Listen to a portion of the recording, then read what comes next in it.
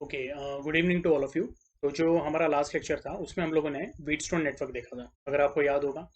Okay, Wheatstone network में हम लोग क्या बोलते हैं। ओके, तो एक पर्टिकुलर व्हीटस्टोन नेटवर्क में चार रेजिस्टेंसेज रहते हैं, R1, R2, R3, R4। Okay, और वो जो चारों रेजिस्टेंसेज है, ओके, तो उसको हम लोगों ने एक क्वाड्रिलैटरल फॉर्मेट में लगाया रहता है। ठीक है, यस।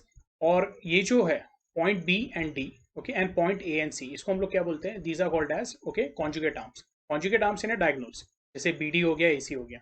तो ए एंड सी के बीच में हम लोगों ने ईएमएफ सोर्स लगाया हुआ था, और बी एंड डी के बीच में क्या लगाया था, गैल्वेनोमीटर। ठीक है, और यहाँ पे हम लोग क्या कंसीडर करते हैं, ओके, या क्या पर्टिकुलर कंडीशन ओके स्टडी करते हैं, जिसको हम लोग बोलते हैं बैलेंस कंडीशन। बैलेंस कंडीशन का मतलब क्या है, ओके, तो एक पर्टिकुलर कंडीशन ऐसी आएगी कि आप R1, R2, R4 and R3 इस तरह से सिलेक्ट कर रहे हो कि IG का वैल्यू क्या हो जाता है, IG बिकम्स जीरो। ओके, और अगर IG जीरो होता है तो ऐसे केस में हम लोगों ने ये प्रूव किया था कि जो बैलेंस कंडीशन है, ओके, वहां पे हम लोग लिखते हैं R1/R2 is equal to what, R3/R4। ठीक है, और हम लोग बोलते हैं कि अगर गैल्वेनोमीटर जीरो डिफ्लेक्शन बता रहा है तो उसको क्या बोलते हैं, we call it as null point. Okay, yes. Anyway, हम लोग क्या बोलेंगे, जो व्हीटस्टोन नेटवर्क है ये हम लोगों ने तो काफी डिटेल में पढ़ा है।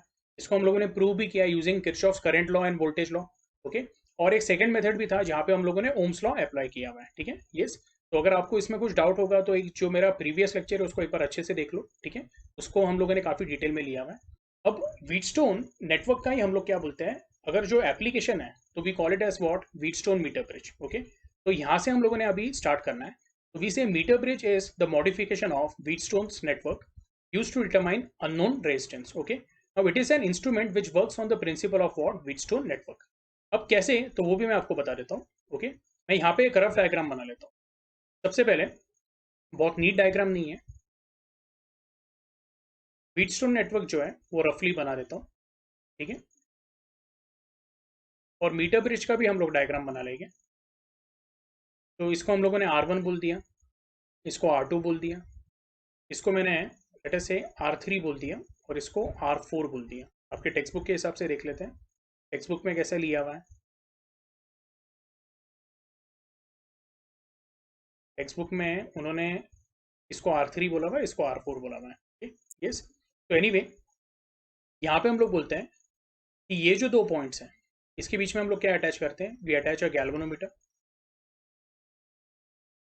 और ये जो दो पॉइंट्स हैं, ओके, इसके बीच में हम लोग क्या करते हैं, तो जो ईएमएफ सोर्स है उसको थ्रू अ की अटैच करते हैं। ठीक है,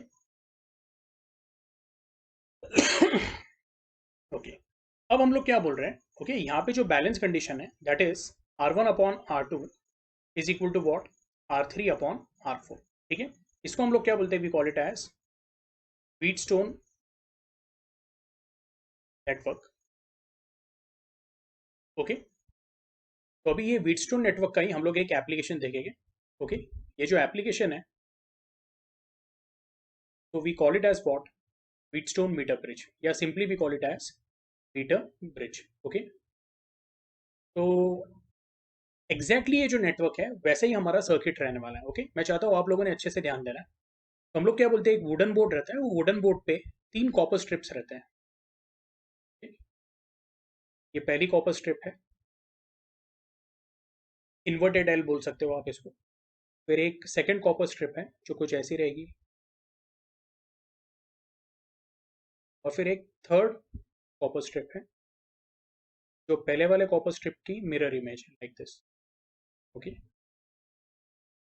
ये क्लियर है। ठीक है, अब हम लोग बोलते हैं कि पहली वाली कॉपर स्ट्रिप, ओके, और दूसरे वाले कॉपर स्ट्रिप में, ओके, हम लोग बोलते हैं कि इन दोनों के बीच में जो गैप है वहां पे हम लोग क्या करते हैं, एक अननोन रेजिस्टेंस कनेक्ट करते हैं जिसका वैल्यू हमें पता नहीं है, लाइक दिस। ये अननोन रेजिस्टेंस को मैंने एक्स बोल दिया। ठीक है, यस। और ये जो दोनों पॉइंट्स हैं between the second strip and the third strip, उसमें हम लोग एक known value of resistance consider करेंगे। लेकिन यहाँ पे भी हम लोग बोलते हैं कि we use a variable resistance, यानी जो रेजिस्टेंस हम लोग चेंज कर पाए। देखो, हम लोगों के लिए हमेशा ये पॉसिबल नहीं है कि एक रेजिस्टेंस को निकालने का और दूसरा वहां पे लगाने का फिजिकली। तो इसलिए हम लोग यहाँ पे क्या करते हैं, वेरिएबल रेजिस्टेंस, जिसको रियोस्टैट भी बोलते हैं, वो यूज करते हैं। ठीक है, अब हम लोग बोलेंगे कि ये जो दो एंड पॉइंट्स हैं, ओके, इनको हम लोग क्या करते हैं, we connect it by a uniform wire. Okay, copper wire ही रहती है मोस्टली, और हम लोग बोलते हैं इसकी लेंथ कितनी रहती है, तो इट इज 100 सेंटीमीटर, यानी कितना, 1 मीटर। ये आपको आ रहा है समझ में? फिलहाल ये जो लेंथ है इसको मैं ओके इरेज कर देता हूँ। ओके, अब हम लोग बोलते हैं कि यहाँ पे एक पॉइंट हम लोग कंसिडर करेंगे। ओके, वो पॉइंट से एक और वायर का कनेक्शन लेते हैं लाइक दिस, और उसका एक एंड हम लोग गैल्वेनोमीटर को कनेक्ट कर देते हैं, जैसे यहाँ पे लिया था हम लोगों ने। ओके, और जो दूसरा वाला एंड है हम लोग बोलते हैं थ्रू अ जॉ की। ओके, वो हम लोग ये वाले वायर को क्या करते हैं, टच करते हैं। अब ये जो जॉ की है, ओके, तो हम लोग बोलते हैं जॉ की अलग अलग पॉइंट्स में हम लोग क्या करेंगे, वायर पे टच करेंगे। ओके, अब मैं आपको बस इसका व्हीटस्टोन नेटवर्क का डायग्राम और मीटर ब्रिज का जो डायग्राम है उसका इक्विवेलेंस बता देता हूँ। ठीक है, यस, अभी तक ये वाला डायग्राम हमारा कंप्लीट नहीं हुआ है। ठीक है, यस, पहले मैं आपको ये बता देता हूँ। मैं अभी यहाँ पे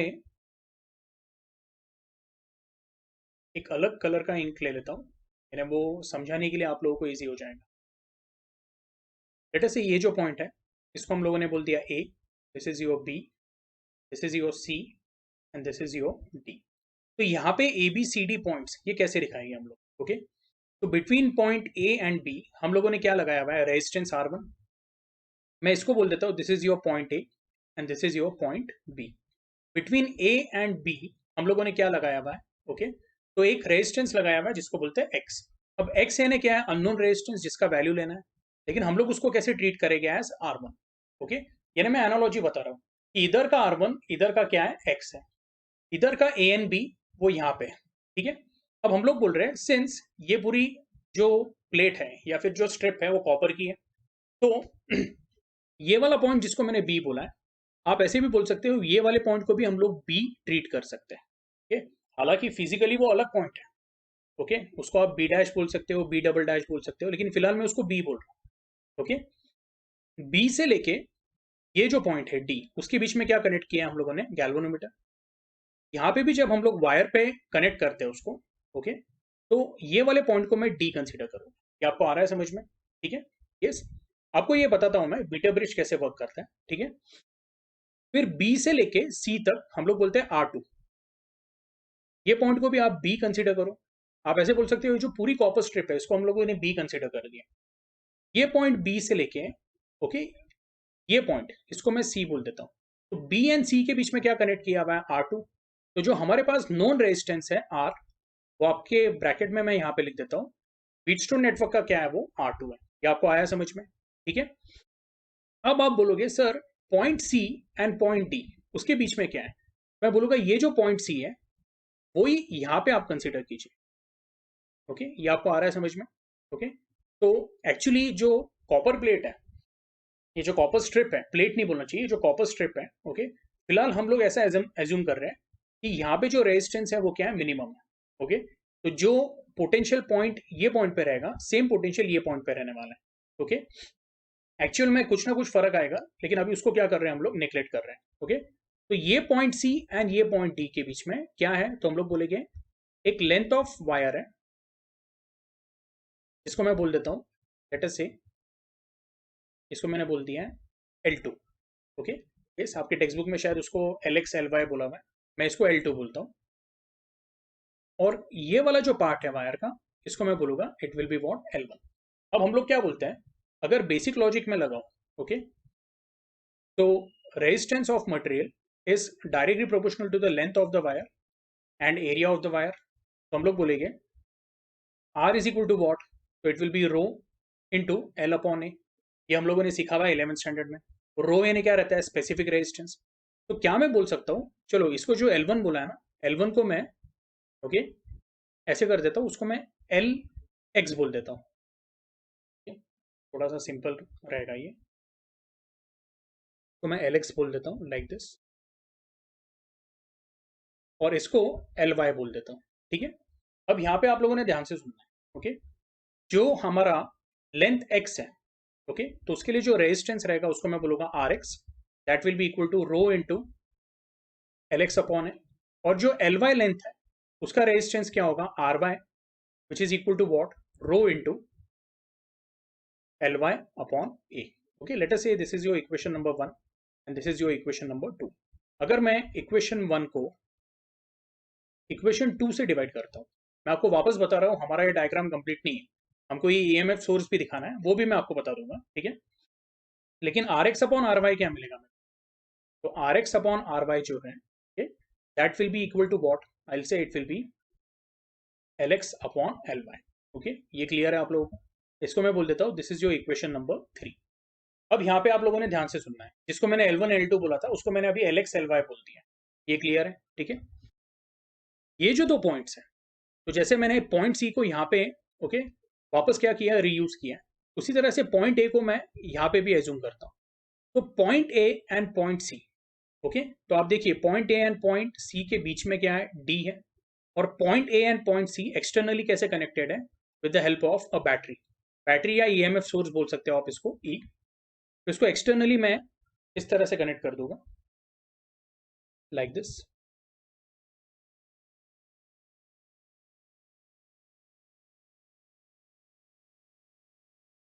विद द हेल्प ऑफ अ की। और यहाँ पे भी हम लोग एक रियोस्टैट यूज करेंगे। अब वो क्यों यूज करते हैं वो भी मैं आपको बताऊंगा, ओके। उसको हम लोग बोलेंगे आर एच, ओके। अब ये आर एच इसलिए यूज करते हैं ताकि जो सप्लाई ईएमएफ है, ओके, या जो सप्लाई वोल्टेज है पूरे मीटर ब्रिज को, वो कितना जाना चाहिए, वो एडजस्ट करने के लिए हम लोग क्या करते हैं? आर एच यहाँ पे यूज करते हैं। ये क्लियर है? ओके। एनीवे, तो आपको क्या मिला? R X upon R Y is equal to what? L X upon L Y. अब जब ये दोनों डायग्राम्स को मैंने कंपेयर किया, तो जो R1 है, इधर का जो अननोन रेजिस्टेंस X है वो क्या है? R1 है। इधर का जो नोन रेजिस्टेंस है, ओके, वो क्या है हमारा? That is what? R2। और हम लोग बोल रहे हैं ये जो LX है, LX का रेजिस्टेंस क्या होने वाला है? हम लोग बोलेंगे, ब्रैकेट में लिख देता हूं मैं यहाँ पे अलग कलर का इंक यूज करता हूँ, ओके। तो यहाँ पे क्या रहने वाला है? It is going to be RX and this is going to be what? RY। लेकिन ये जो RX है आपका, तो वो किसके बीच में है? Point A and point D के बीच में। Point A and point D के बीच में क्या है? R3 है। तो बेसिकली ये आपका क्या होगा? दिस इज योर R3 और ये आपका क्या होगा? This is your R4। यानी सी एंड डी के बीच में व्हीटस्टोन नेटवर्क में क्या कनेक्टेड है? वो R4 है। इधर भी सी एंड डी के बीच में हम लोग बोलेंगे जो लेंथ ऑफ वायर है, एकदम कॉमन सेंस है, अगर कोई लेंथ ऑफ वायर रहेगी तो उसकी रेजिस्टेंस भी रहने वाली है, ओके, जो आपको ये रिलेशन से समझ में आता है। तो मेरा बोलने का मतलब क्या है कि अगर मैं ये वाला कंडीशन यूज करूं, बैलेंस कंडीशन, बैलेंस कंडीशन यानी क्या? तो हम लोगों ने क्या किया है, ओके, कि एक पर्टिकुलर सेटिंग के साथ एक ईएमएफ सोर्स यहाँ पे अप्लाई किया है, आरएच का एक सर्टेन वैल्यू लिया है, ठीक है। और इसमें से अभी क्या होगा? हम लोग बोलेंगे हमारा मेन करंट आई फ्लो होगा और फिर वो दो पार्ट में क्या होगा? डिवाइड होगा। एक जो पार्ट है वो इधर से जाएगा और एक जो है वो इधर से ट्रेवल होगा। लेकिन ये प्रोसेस में हम लोग क्या बोलते हैं, ये जो गैल्वेनोमीटर है, okay, with the help of jockey हम लोगों ने क्या किया हुआ है, ये वायर को अलग अलग पॉइंट पे हम लोग क्या कर रहे हैं? टच कर रहे हैं। और एक पर्टिकुलर पॉइंट ऐसा आएगा, लेट अस से वो पॉइंट को मैंने डी बोल दिया, वो पॉइंट डी पे मेरे को यहाँ पे क्या मिल रहा है? नल डिफ्लेक्शन मिल रहा है, जीरो डिफ्लेक्शन मिल रहा है। तो जीरो डिफ्लेक्शन कंडीशन में ये वाला जो है बैलेंस कंडीशन का इक्वेशन वो मैं यूज करता हूँ, that is R1 upon R2 will be equal to R3 upon R4, okay. लेकिन R1 अपॉन R2 के जगह पे हम लोग बोलेंगे R1 के जगह पे क्या आ जाएगा? X, R2 के जगह पे क्या आ जाएगा? R, R3 के जगह पे क्या आ जाएगा? RX एंड R4 के जगह पे क्या आएगा? It will be RY, okay. तो this will be X upon R will be equal to RX is equal to what? हम लोग बोलेंगे RX upon RY is actually equal to LX upon LY। तो ये हो गया आपका LX अपॉन LY। इसको आप इस तरह से भी लिख सकते हो, X upon R is equal to LX upon LY को क्या लिख सकते हैं? तो हम लोग लिख सकते हैं 100 माइनस LX, ओके। या फिर आपके ऊपर है, आप LX को भी लिख सकते हो 100 माइनस LY, ठीक है। ये कंडीशन क्लियर है? तो इस तरह से हम लोग बोलते हैं कि व्हीटस्टोन नेटवर्क का जो एप्लीकेशन है that is what? Metre bridge. और आपको ये इक्वेशन मिलता है। अभी टेक्स्ट बुक का देख लेते हैं। तो टेक्स्ट बुक में भी उन्होंने यहाँ पे अलग अलग जो नोटेशंस दिए हुए वो देख लेना है। C1 C2 are C3 are what? Metal strips. E is the cell. ये बाकी सब आप लोगों ने देख लेना है, ठीक है। इसमें जो बैलेंस कंडीशन है तो हम लोग क्या बोलेंगे? X upon R is equal to what? LX upon LR, okay. और उसको उन्होंने कैसा दिया हुआ है? X is equal to R into bracket LX upon 100 minus LX, okay. Where X is what, it is the unknown resistance. I hope आपको ये समझ में आया।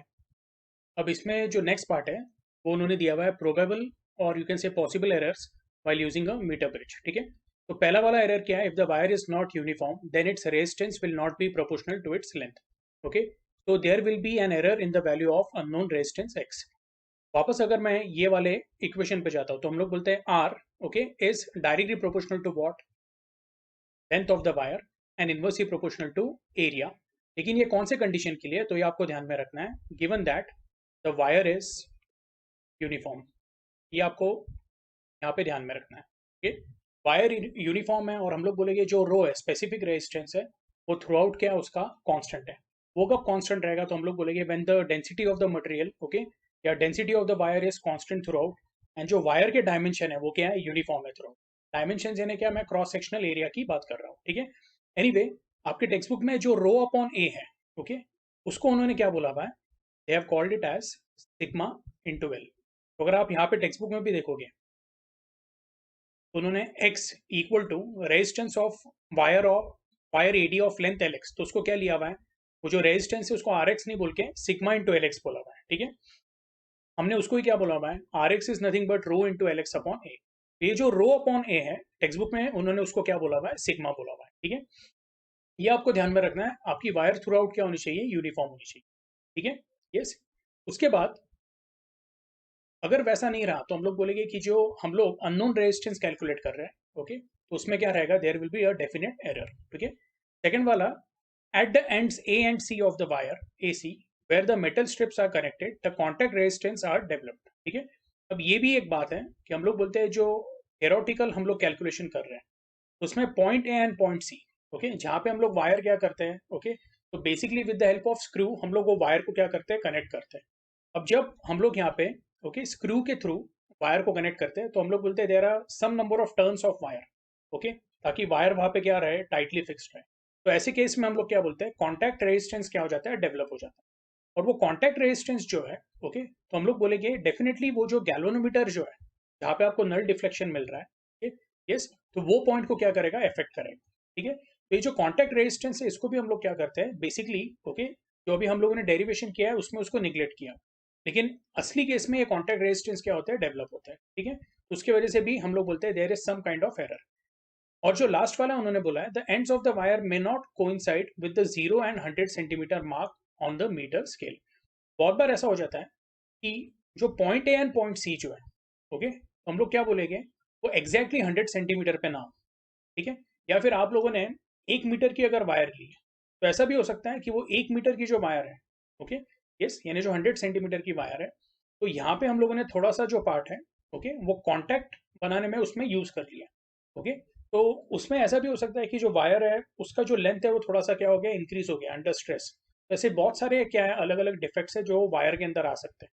ये आपको आ रहा है क्या समझ में, मेरा बोलने का मतलब क्या है, ये जो 100 सेंटीमीटर की वायर है इसमें एक डिफेक्ट ऐसा हो सकता है कि पूरी 100 सेंटीमीटर जो है वो ए से लेके सी तक ना हो, वो आपकी 99.5 सेंटीमीटर भी हो सकती है। ओके, तो जो 5 mm है आपका वो कहाँ चला गया, तो जो कॉन्टैक्ट आपने डेवलप किया है उसमें चला गया। ठीक है, और बाकी की जो वायर है वो थोड़ी बहुत क्या हो गई है, टेंशन की वजह से स्ट्रेच हो गई है। तो ये कुछ एरर्स जो है वो हम लोग बोलते हैं कैलकुलेशन के अंदर आ जाते हैं। ठीक है, अब मिनिमाइजेशन ऑफ दिस एरर तो वो कैसे करेंगे, पहला the wire use must be what, uniform, that is of the same cross section जैसे हम लोगों ने डिस्कस किया था। The value of R should be chosen in such a way that the null point is obtained as near okay to the center of the wire as possible।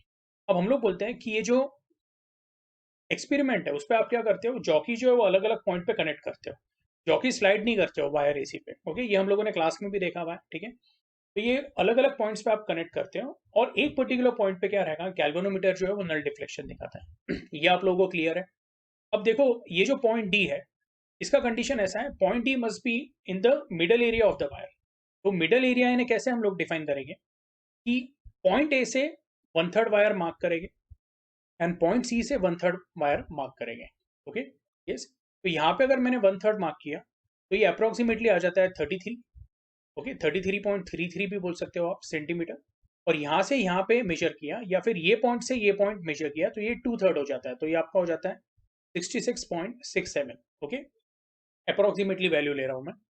तो जो null point है वो 33 और 66.67 के बीच में आना चाहिए। ओके, वही आपके टेक्स्ट बुक में दिया हुआ है। Middle 1/3 of the wire that is between 33.33 and 66.67। ठीक है, the experiment should be repeated by interchanging the position of x and r to minimise an error due to contact resistance. अभी इसका मतलब क्या है? तो अभी आपने एक एक्सपेरिमेंट कंडक्ट किया, उसमें आपको x की वैल्यू मिली। अब आपने क्या करना है, जो x है उसको राइट गैप में लगाना है और जो r है उसको क्या करना है, लेफ्ट गैप में लगाना है। ठीक है, और सेम एक्सपेरिमेंट ट्राई करके देखो, उससे भी x की वैल्यू कैलकुलेट करो। ओके, तो हम लोग बोलते हैं ऐसे जो n नंबर ऑफ रीडिंग्स लेते हैं हम लोग, ओके, उसका हम लोग क्या करते हैं, एवरेज आउट करते हैं। ओके, यानी जब इंटरचेंज करने के बाद जो वैल्यू रहेगी, ओके, तो वो भी एक बार देख लेते हैं और हम लोग उसकी एवरेज वैल्यू क्या करते हैं, कंसिडर करते हैं। ठीक है, और इसमें एक और बात है कि हम लोग एक नल पॉइंट के लिए नहीं निकालते हैं। ओके, तो यहाँ पे r का वैल्यू जब चेंज करेंगे तो नल पॉइंट भी क्या होता है, चेंज होता है। बट गिवन दैट कंडीशन क्या है, null point must lie between what, तो 33.33 एंड 66.67 सेंटीमीटर। आई होप आपको ये क्लियर है अभी। Okay, so this was your okay metre bridge experiment. अब इसमें ही एक और पार्ट है जिसको हम लोग बोलते हैं Kelvin's method to determine the resistance of galvanometer. ठीक है, तो मीटर ब्रिज के केस में हम लोगों ने जो गैल्वेनोमीटर यूज किया है, ओके, वो कहाँ पे यूज किया है, between point B and D. Okay, और यहाँ पे हम लोग क्या निकालते हैं, नल पॉइंट निकालते हैं। ओके, तो इसको हम लोग क्या बोलते हैं, we call it as null deflection method. Whereas जो केल्विन्स मेथड है, तो हम लोग बोलते हैं कि जो केल्विन्स मेथड है that is based on what, equal deflection method. अब एग्जैक्टली केल्विन्स मेथड क्या है, तो हम लोग बोलते हैं Kelvin's method to determine unknown resistance of galvanometer. यानी यहाँ पे बेसिकली पहले तो हम लोग डायग्राम देख लेते हैं।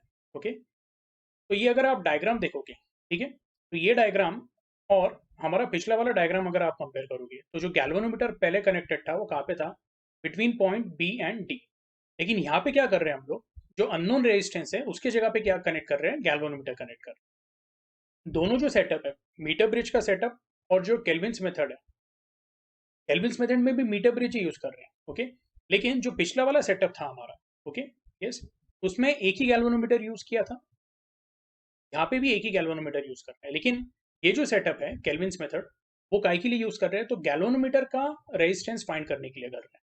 अब ऐसे केस में जो पॉइंट बी एंड डी है, ओके, तो आप बोलोगे सर इसमें हम लोग एक और गैल्वेनोमीटर यूज कर सकते हैं। हम लोग बोलेंगे नहीं, गैल्वेनोमीटर यूज करने की जगह पे हम लोग क्या करते हैं, मेथड चेंज कर देते हैं। Instead of using null deflection method, will go for equal deflection method, which is also called as the Kelvin method. अब ये एग्जैक्टली है क्या, तो हम लोग क्या बोलेंगे, ये पूरा जो सेटअप है ये तो आपको समझ में आ गया है। ओके, अननोन रेजिस्टेंस एक्स के जगह पे क्या लगाया हुआ है, हम लोगों ने गैल्वेनोमीटर लगाया हुआ है। अब इनिशियली हम लोग क्या करते हैं, जो पॉइंट बी एंड डी है, ओके, तो डी पॉइंट हमें मिला नहीं, ऐसे समझ लो। ओके, हम लोगों ने जॉकी जो है वो कहाँ पे भी टच नहीं की है वायर को। ये आपको आ रहा है क्या समझ में? तो ऐसा समझ लो, ये जॉकी ये मैंने क्या करके रखी, लिफ्ट करके रखी हुई।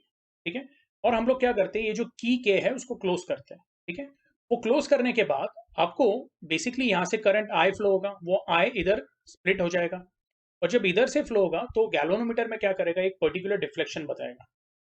वो डिफ्लेक्शन जो है वो स्टेडी डिफ्लेक्शन रहेगा, उसको आपने क्या करना है, नोट करना है। ठीक है, यस। अब वो जो डिफ्लेक्शन नोट किया है, ठीक है, ये हो गया आपका first part of experiment. Second part of experiment में क्या करोगे आप, जो हमारा जॉकी है विच इज कनेक्टेड, जॉकी यानी हम लोग बोलते हैं जॉकी का जो एक एंड है वो पॉइंट बी पे कनेक्टेड है। ठीक है, और अभी आप क्या करोगे, ये जो वायर है, okay, which is connected to jockey, वो एसी जो वायर है हमारी 100 सेंटीमीटर की, ओके, उसको आप अलग अलग पॉइंट पे टच करोगे। एक पॉइंट ऐसा आएगा डी, जहां पे आप बोलोगे कि जो गैल्वेनोमीटर है वो सेम डिफ्लेक्शन दिखाता है पिछले केस वाला, जब हम लोगों ने जॉकी टच नहीं किया था। यानी लेट अस से पहले जो फर्स्ट केस था जहां पे हम लोगों ने जॉकी टच नहीं किया, तो गैल्वेनोमीटर जो है वो 20 रीडिंग्स का डिफ्लेक्शन दिखा रहा है, या 20 डिवीजन का डिफ्लेक्शन दिखा रहा है। ठीक है, आपने अभी एक पर्टिकुलर पॉइंट डी को टच किया and again galvanometer is showing what, okay, तो it is showing the same deflection. इसका मतलब क्या होता है, इसका मतलब होता है कि जो पहले वाला कंडीशन है वो सेम अभी रिपीट हो रहा है। लेकिन आप बोलोगे सर लेकिन बी एंड डी तो अभी कनेक्टेड है, तो हम लोग बोलेंगे बी एंड डी फिजिकली तो कनेक्टेड है लेकिन उसमें से कोई करंट फ्लो नहीं हो रहा है। इसका मतलब क्या, हम लोग बोलेंगे IG का वैल्यू क्या है, 0। ओके, तो ये नल डिफ्लेक्शन जैसा ही मेथड है, सिर्फ इसमें हम लोग बीच में गैल्वेनोमीटर यूज नहीं कर रहे। Okay, we are using galvanometer in the gap of unknown resistance, और ये जो मेथड है इसको हम लोग क्या बोलते हैं, we call it as equal deflection method. ठीक है, तो यहाँ पे ये मेथड दिया हुआ है, ओके, ये आप लोगों ने पढ़ लेना है। ओके, मैं पूरा अभी डिस्कस नहीं करने वाला हूँ, सिर्फ जो इंपॉर्टेंट पार्ट है वो रीड कर लेता हूँ। A galvanometer whose resistance G is to be determined is connected in one gap, normally हम लोग बोलते हैं left gap, of the Wheatstone meter bridge, and in other gap, okay, we connect what, तो variable जो resistance है जिसको हम लोग कंट्रोल कर सकें, okay, वो कनेक्ट करते हैं. A cell of EMF E, EK and rheostat RH are connected in series, जो हम लोगों ने पहला जो सेटअप देखा था, ठीक है. The junction B of the galvanometer and resistance box is connected to the jockey, which can slide along the wire. हालांकि हम लोग इसको स्लाइड नहीं करते, ये ध्यान में रखना है, okay. Simply we touch it at different points on the wire. A suitable resistance R is taken in the resistance box and a current I is sent around the circuit without touching the jockey. जो हमारा भी पहला वाला case है जो मैंने discuss किया था. Without touching the jockey to any point of the wire AC, note the deflection of the galvanometer. A rheostat is adjusted to get a suitable deflection. Example 10, 15, 20 divisions. Okay. अब rheostat यानी कौन सा, तो आप I का value किससे adjust करते हो, तो जैसे मैंने आपको लास्ट टाइम बताया, ये जो rheostat है variable resistance, okay, supply circuit का जो रेजिस्टेंस है उसको आप कंट्रोल करके I का वैल्यू क्या करते हो, चेंज करते हो, कंट्रोल करते हो, सच दैट कि जो गैल्वेनोमीटर है उसमें हमें सब्सटेंशियल रीडिंग दिखे. तो जैसे मैंने बोला 20 डिवीजन, तो वही 10, 15, 20 डिवीजन के रेंज में हम लोग रीडिंग लेते हैं, ठीक है. अब हम लोग क्या बोलेंगे, now place the jockey at points A and C, okay, ये बहुत इंपॉर्टेंट पार्ट है, okay, and see the deflection in the galvanometer. अब इसमें एक और बात है, ये मैं डिस्कस करना भूल गया, ओके. ये जो जॉकी है, आप जब ये पूरा सेटअप चेक कर रहे हो तो इनिशियली आप पॉइंट ए पे भी टच करोगे, पॉइंट सी पे भी टच करोगे. जब आप पॉइंट ए एंड सी पे टच करते हैं तो आपको ये समझ में आएगा जो गैल्वेनोमीटर है, ओके, वो आपको एकदम अपोजिट डिफ्लेक्शंस दिखाता है, ओके. ये आपके टेक्स्ट बुक में भी यहाँ पे दिया हुआ है, okay. Without touching the jockey to any point of the wire, note the deflection in the galvanometer. Okay, a rheostat is adjusted to get a suitable deflection of 10, 15, 20 divisions in the galvanometer. Place the jockey at points A and C and see the deflection in the galvanometer. It should be on opposite side. यानी point A पे पहले touch करो और फिर point C पे touch करो, okay. दोनों जो deflections रहेंगे वो क्या रहेंगे, opposite रहेंगे, okay. Yes. By touching the jockey to the different points on the wire, find the point of contact D for which the galvanometer shows the same deflection as before. यानी जो पहले 20 division का जो deflection मिला है वो same deflection आपको क्या होगा, मिलना चाहिए, ठीक है. ऐसे केस में हम लोग क्या बोलेंगे, यस, ये आपको ये बताता है कि जो पहली वाली कंडीशन है जब बी एंड डी कनेक्टेड नहीं था, इसका मतलब क्या, तो वहां से कोई करंट फ्लो नहीं हो रहा था, ओके. वही कंडीशन अभी रिपीट हो रही है, सिर्फ यहाँ पे बी एंड डी कनेक्टेड है. तो हम लोग ऐसे बोल सकते हैं point B and point D they are equipotential. यानी हम लोग बोलेंगे अगर VB का value is equal to VD, तो हम लोग बोलेंगे IG का वैल्यू क्या रहेगा, इट विल बी 0. यहाँ पे भी हम लोग बोल सकते हैं अगर ये दोनों पॉइंट्स इक्वल पोटेंशियल पे है तो यहाँ से हम लोग बोलेंगे IG का वैल्यू क्या रहेगा, इट विल बी 0. ये क्लियर है आप लोगों को, ओके. बेस्ड ऑन दैट हम लोग बोलते हैं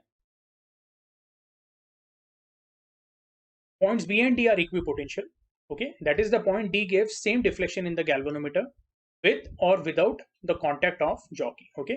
In this method the null point is obtained, okay. अब ये जो null point मिला है, लेकिन हम लोग जो method है उसको क्या बोलेंगे, we'll call it as Kelvin's method, which is also called as equal deflection method. The point D is called as balance point. ये जो दोनों तीनों इंपॉर्टेंट टर्म्स है ना, ये आप लोगों ने नोट करना है. पॉइंट डी को क्या बोलते हैं हम लोग, we call it as balance point. ये क्लियर है आप लोगों को, ओके.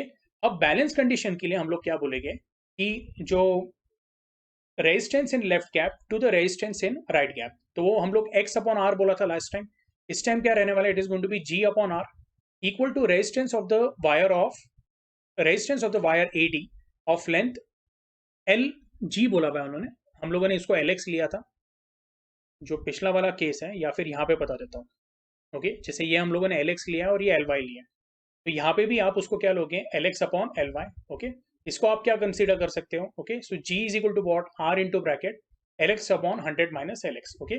उन्होंने LG और LR लिया है. LG यानी क्या, तो length, okay, which is corresponding to what, the resistance of the galvanometer, okay. अगर आप पिछला वाला डायग्राम देखोगे, दिस वन मीटर ब्रिज का, तो मीटर ब्रिज में उन्होंने LX LR लिया है, लेकिन जब हम लोग यहाँ पे गैल्वेनोमीटर कनेक्ट कर रहे हैं उसको उन्होंने LG और LR लिया हुआ है. ये क्लियर है आप लोगों को, ओके. यस, एनीवे, तो इस तरह से हम लोग बोलते हैं G जो X था हमारी इक्वेशन में, उसके जगह पे क्या आ गया, कैपिटल G आ गया. Capital G is equal to R into bracket LG upon LR which is LG upon 100 minus LG, ठीक है. Thus, the resistance of galvanometer G can be calculated by knowing the values of R and LG in the equation. Okay. अच्छा, इसके अंदर भी same type के errors हो सकते हैं, ओके, और उसको कैसे मिनिमाइज करना है, तो ये हम लोगों ने ऊपर के इसमें पढ़ाई है।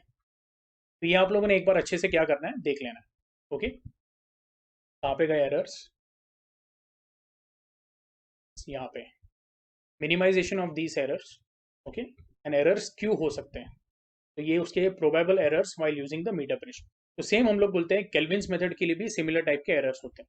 अब मेरा आप लोगों को क्या बोलना है, ये जो एरर्स हो गए या फिर जैसे हम लोगों ने इंपॉर्टेंट टर्म्स देखे, ओके, बैलेंस पॉइंट, ये एग्जाम में हम लोग बोलते हैं सीईटी में आपको क्वेश्चन इसके ऊपर आ सकता है, ठीक है, यस। एनीवे, इसके बाद जो आपका नेक्स्ट कंसेप्ट है दैट इज पोटेंशियोमीटर, ओके। तो बेसिकली हम लोग बोलते हैं कि जो पोटेंशियोमीटर है, ओके, तो it is an instrument use to measure an unknown EMF by comparison with the known EMF. Okay, no power is consumed from the circuit containing the unknown EMF since the potentiometer uses null deflection method. ठीक है, तो basically हम लोग बोलते हैं कि जो null deflection का कंसेप्ट हम लोगों ने, ओके, व्हीटस्टोन नेटवर्क में और व्हीटस्टोन मीटर ब्रिज में देखा है, ठीक है। सिमिलर टाइप का कंसेप्ट हम लोग पोटेंशियोमीटर में यूज करते हैं। तो बेसिकली पोटेंशियोमीटर का कंस्ट्रक्शन कैसा है, तो हम लोग बोलते हैं potentiometer consist of a uniform wire A B, okay, which is normally of length from 2 meter to 10 meter long, okay, stretched on a rectangular wooden board into number of segments 100 centimeter each, okay. A meter scale is fixed parallel to its length. The end A is connected to the positive terminal of the driving source and end B is connected to the negative terminal of the source through key, and sometimes rheostat is also connected. The key is closed. Current flows through the potentiometer wire from A to B. It is based on the principle that when a steady current flows, when a steady current is passed through a wire of uniform cross-sectional area, the potential drop across any portion, okay, of the wire is directly proportional to the length of the wire. अब ये जो basically दिया हुआ है इसमें आपको construction भी दिया हुआ है और प्रिंसिपल ऑफ पोटेंशियोमीटर भी इनडायरेक्टली दे दिया है, ठीक है। कंस्ट्रक्शन जो है तो वो मैं आपको बता देता हूँ। यहाँ पे जो डायग्राम है पोटेंशियोमीटर का, जैसे उसमें आप देख सकते हो, तो ये हमारी पोटेंशियोमीटर वायर है, ओके, दिस वन। हम लोग बोलते हैं ए से स्टार्ट हो रही है बी तक, ठीक है।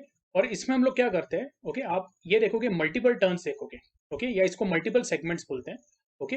हर एक जो सेगमेंट रहता है वो ऑलमोस्ट कितना रहता है, 100 सेंटीमीटर यानी 1 मीटर का रहता है।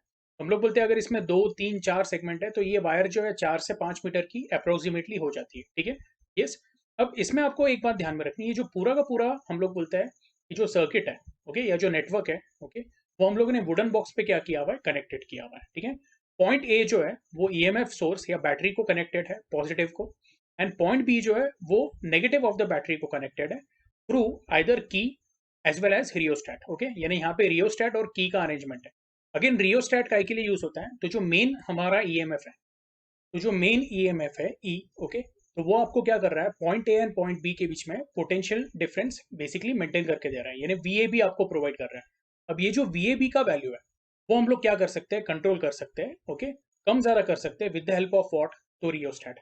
आपको ये ध्यान में रखना है जो ईएमएफ ई है, ओके, it will be divided as what, VAB plus VRH, okay. यहाँ पे मैं आपको लिख के देता हूँ, तो हम लोग क्लियर कर देते हैं। तो अगर वो डायग्राम देखेंगे तो हम लोग बोलेंगे available EMF is divided into two parts, VAB and VRH in a potential drop across the variable resistance RH या rheostat RH। अगर आप RH का वैल्यू चेंज करते हो, ओके, तो VRH का भी वैल्यू आप क्या कर सकते हो, फ्लक्चुएट कर सकते हो, यानी कम ज्यादा कर सकते हो।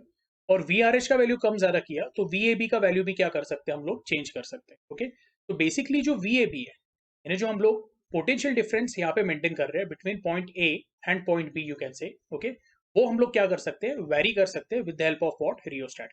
ये अभी आपको क्लियर है, ठीक है।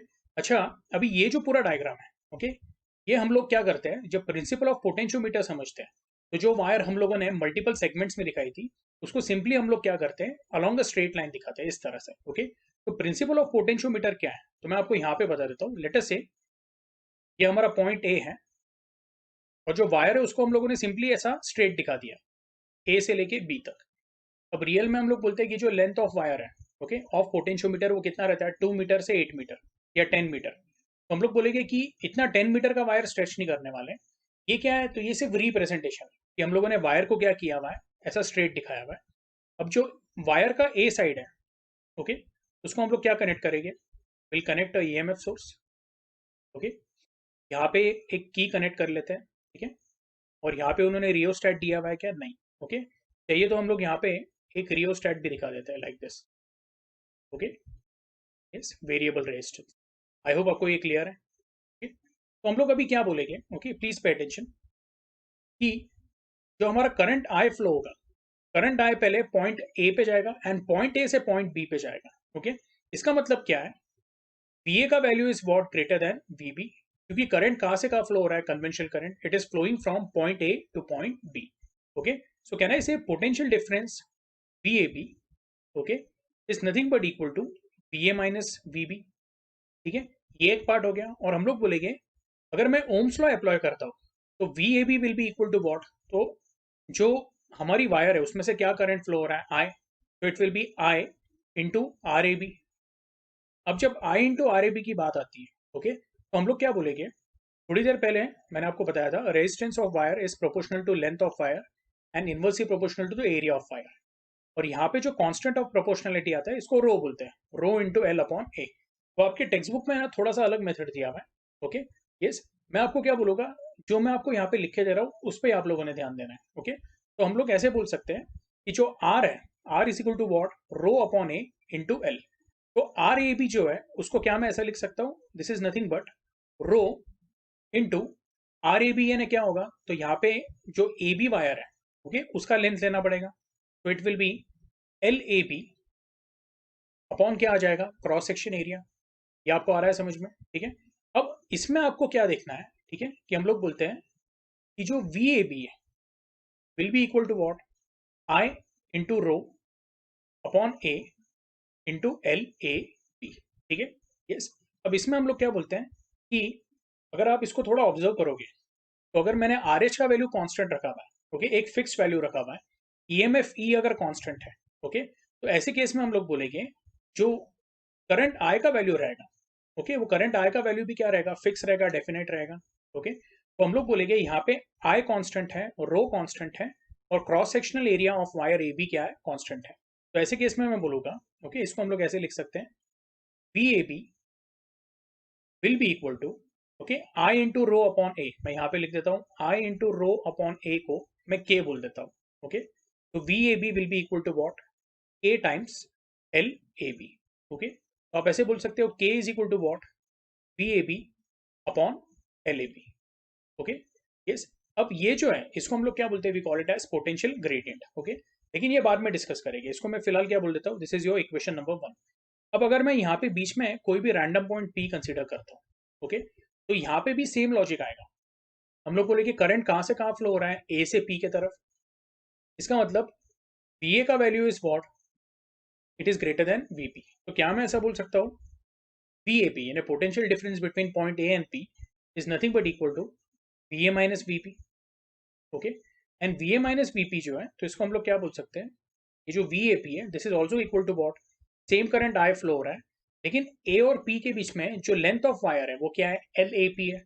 उसका जो रेजिस्टेंस रहेगा वो क्या रहेगा? मैं बोलूंगा it will be R A P. ये क्लियर है? ओके, और अगेन यही वाला फॉर्मूला यूज करेंगे हम लोग, तो हमें मिलेगा V A P, okay, will be equal to what?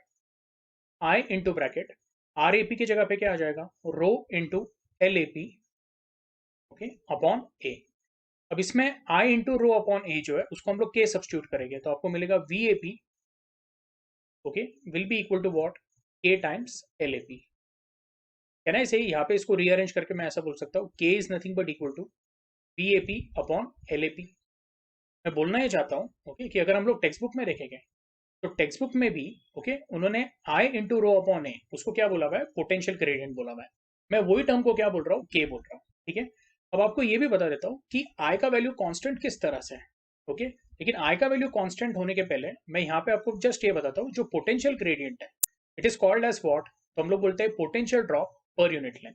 Okay, yes, इसको हम लोग ऐसे भी बोल सकते हैं, the principle of potentiometer, okay, which is what? VAP upon L is equal to what? K, which is equal to constant, where K is called as potential gradient of the wire. और इसका statement कैसा रहेगा? The potential difference between any two points of the potentiometer wire is directly proportional to the length of the wire between these two points. तो ये भी कैसे आता है वो मैं बता देता हूँ। फ्रॉम रिजल्ट 1 and 2, ओके, क्या मैं ऐसा बोल सकता हूँ? K is nothing but equal to VAB upon LAB, which is equal to what? VAP upon LAP. यानी हम लोग बोलेंगे जो पोटेंशियल डिफरेंस है या पोटेंशियल ड्रॉप है और जो लेंथ है वो डायरेक्ट प्रोपोर्शन में, इसका मतलब V is proportional to what? L. यानी जो पोटेंशियल ड्रॉप होगा अक्रॉस द या potential drop across the length of potentiometer wire depends on what? Okay, हम लोग बोलेंगे directly it is proportional to the length of the wire. Okay, and we say V upon L is equal to what? Constant. ये clear है आप लोगों को? ये basically क्या है, हम लोग बोलते हैं प्रिंसिपल ऑफ पोटेंशियोमीटर. मैं वापस एक बार रीड कर लेता हूँ. The potential difference between any two points of the potentiometer wire is directly proportional to the length of the wire between these two points. This is principle of potentiometer. Okay, और इसको हम लोग बोलते हैं the fall of potential per unit length of the potentiometer wire, that is potential gradient of the wire is called as, sorry, is मैं एक बार ये वापस रीड कर लेता हूँ. In other words, the fall of potential per unit length of potentiometer wire, that is potential gradient of wire, is what? Constant. This is the principle of potentiometer. यहाँ तक clear है आप लोगों को? Okay, yes.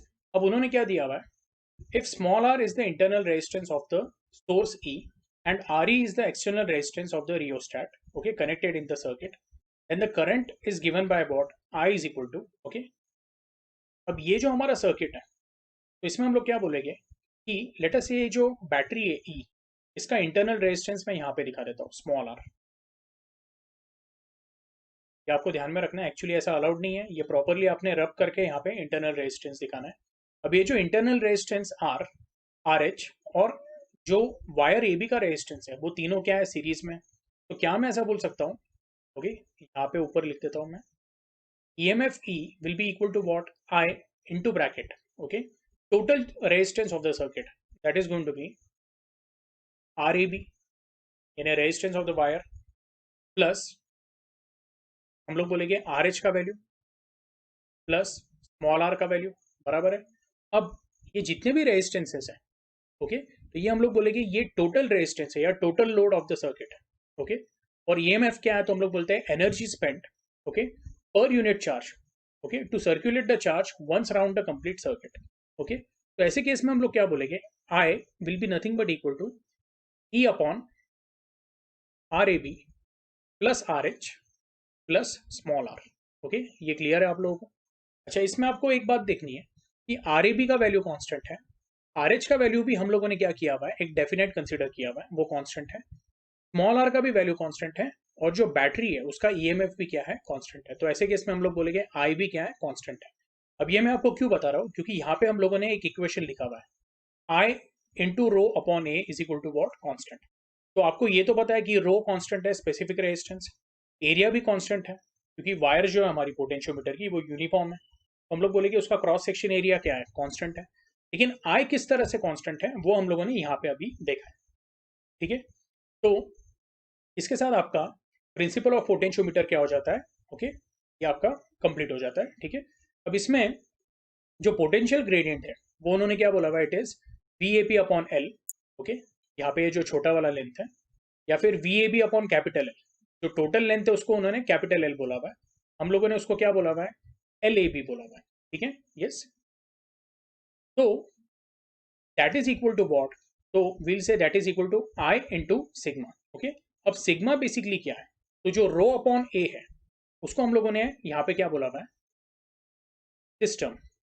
ओके, रो upon ए है उसको क्या बोला हुआ है? सिग्मा बोला हुआ है. ओके, तो ये I into sigma equal to constant.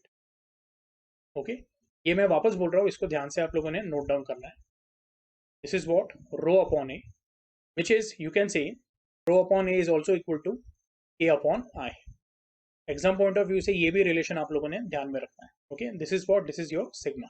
Anyway, so we say sigma into I is equal to what? Constant. Okay, तो ये वही सेम रिलेशन है, उन्होंने घुमा फिरा के दिए हुए. तो पोटेंशियल ग्रेडियंट उन्होंने क्या बोला हुआ है? It is into rho upon A. ये तो हम लोगों ने यहाँ पे भी प्रूव किया था. ओके, सेम रिलेशन उन्होंने यहाँ पे दिया हुआ. ओके, तो आई होप आपको प्रिंसिपल ऑफ पोटेंशियोमीटर समझ में आया. ठीक है, अब यहाँ पे यूजेस या एप्लीकेशन ऑफ पोटेंशियोमीटर दिए हुए, वो कौन से हैं? To measure EMF of a cell, to compare EMF of two cells, okay, and to determine the internal resistance of a cell, okay. तो ये जितने भी एप्लीकेशन है वो हम लोग क्या करेंगे, जो हमारा अगला लेक्चर रहेगा उसमें देख लेंगे, ठीक है। अगले लेक्चर में ये टॉपिक कंप्लीट हो जाएगा and then will start with the next topic, okay. Next topic जो है वो हमारा है शायद magnetic effect of electric current, ठीक है। तो आज के लिए हम लोग क्या करते हैं, यहाँ पे स्टॉप करते हैं।